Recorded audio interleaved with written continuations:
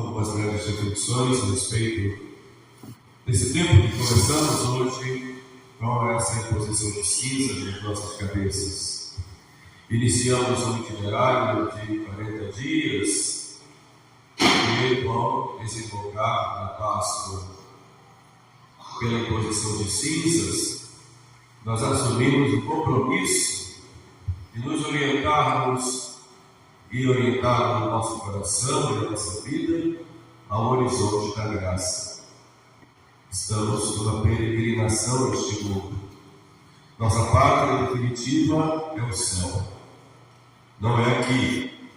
A figura deste mundo passa. Por isso recebemos as cinzas hoje. Porque nós somos cinza. Lembra-te, ó homem, de que tu és pó e em pó te hás de tornar. Hoje somos pó, pó que anda, pó que fala, pó que canta, pó que trabalha. Amanhã seremos um pó deitado no caixão e depois seremos um pó totalmente apodrecido e diluído dentro do túmulo. O que importa para nós é a nossa alma, porque é o mais importante. Cuidamos do corpo como servo da alma, como aquele que está aqui, como templo do Espírito Santo.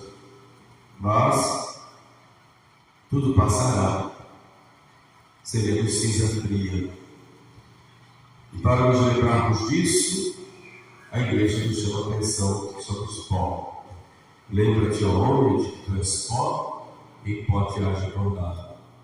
Nessas leituras que acabamos de ouvir, do profeta Joel e depois de São Mateus, um trecho do Sermão da Montanha, nos oferecem algumas indicações de como nós devemos viver esse tempo quaresmal. Primeiro, o profeta Joel nos diz: convertei-vos de todo o coração. Rasgai os vossos corações e não os vossos vestidos. Converter-se de todo o coração significa que a nossa conversão não deve ser uma conversão superficial, fictícia, transitória, ou uma conversão apenas ritual, porque vamos à quarta-feira de cinzas, vamos à igreja, recebemos as cinzas, passamos a quaresma com alguns atos diferentes do que fazemos normalmente durante o ano, mas isso não toca dentro de nós, isso não arranca de nós o vício, isso não rasga o nosso coração, isso não tira o nosso coração de pedra. Então que essa nossa conversão não seja uma conversão de aparências, uma conversão superficial, ou apenas desse tempo, mas seja uma conversão sincera, com firme propósito de emenda. Que nós reconheçamos o poder, a grandeza e a bondade de Deus, e a sua misericórdia regeneradora criará em nós um novo coração. Eu gerarei de vós um coração de pedra e colocarei em vós um coração de carne, um coração que ame, um coração disposto ao sacrifício por amor e disposto a uma vida nova. Deus, como diz o profeta, não quer a morte do pecador, mas sim que ele se converta e viva. Nós somos convidados hoje para nos voltarmos para Ele, para uma vida nova, para uma verdadeira conversão. Conversão que significa mudança de rota, mudança de rumo. O que é que nós precisamos mudar em nossa vida? Em que nós precisamos nos corrigir? Que vícios precisamos extirpar? Quanto a que defeitos teremos que lutar?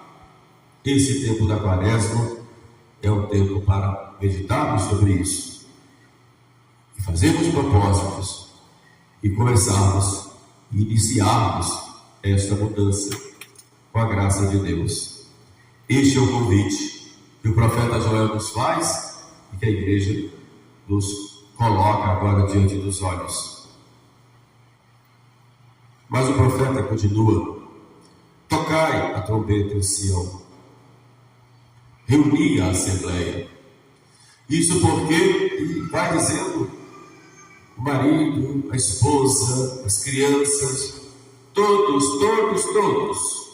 são chamados à conversão e à penitência.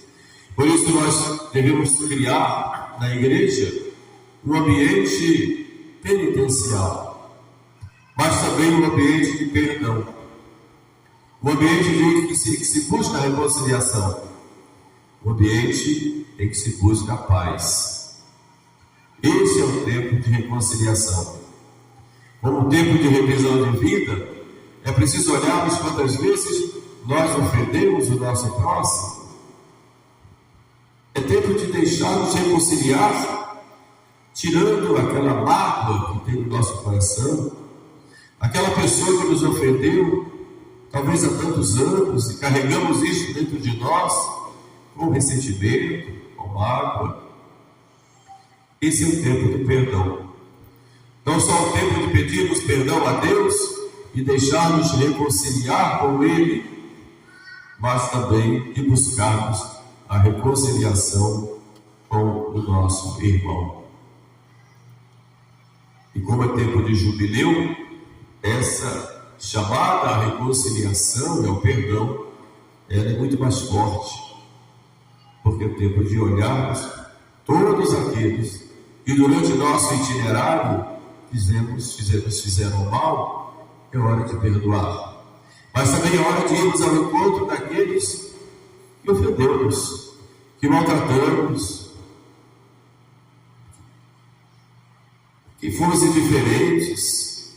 Enfim, tempo de perdão, o perdão de mão dupla, o perdão para com Deus, mas também o perdão para com o irmão, de perdoarmos e irmos também pedir perdão, porque se nós não nos perdoamos mutuamente, nós não merecemos o perdão de Deus.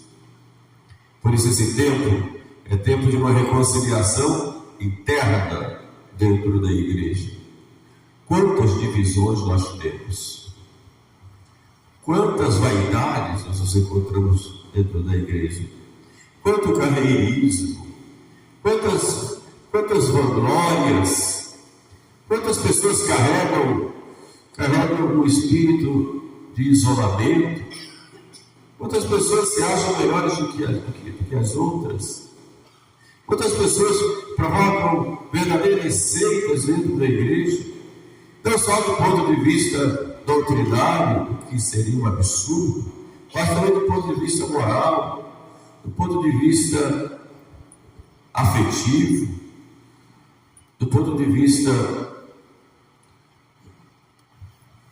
até social.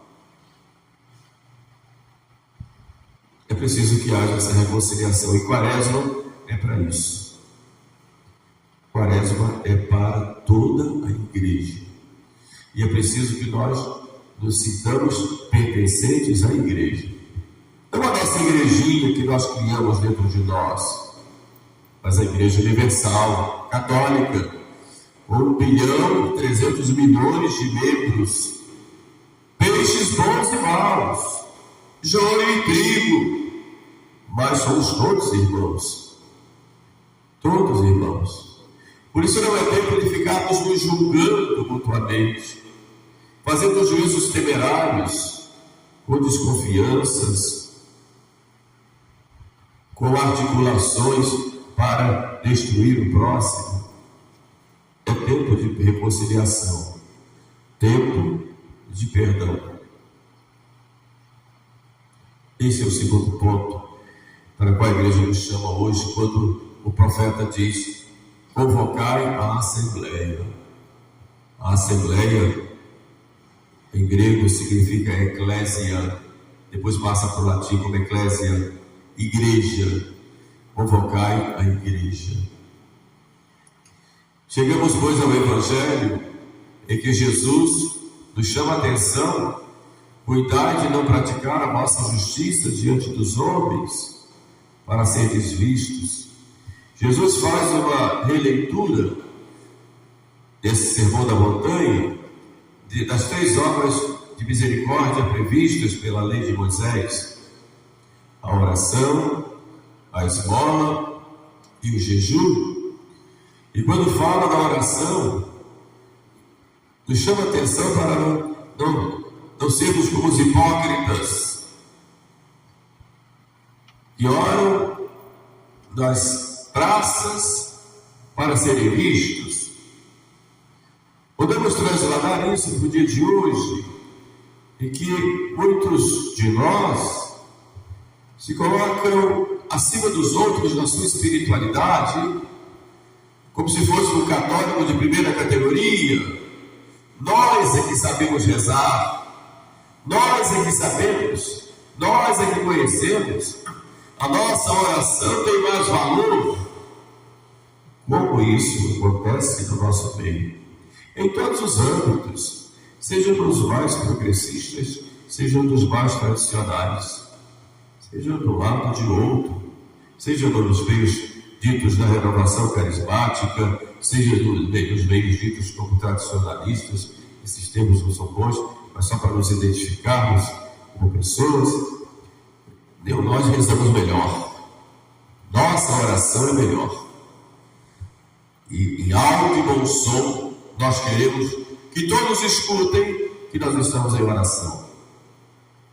Mas quem ora para Deus?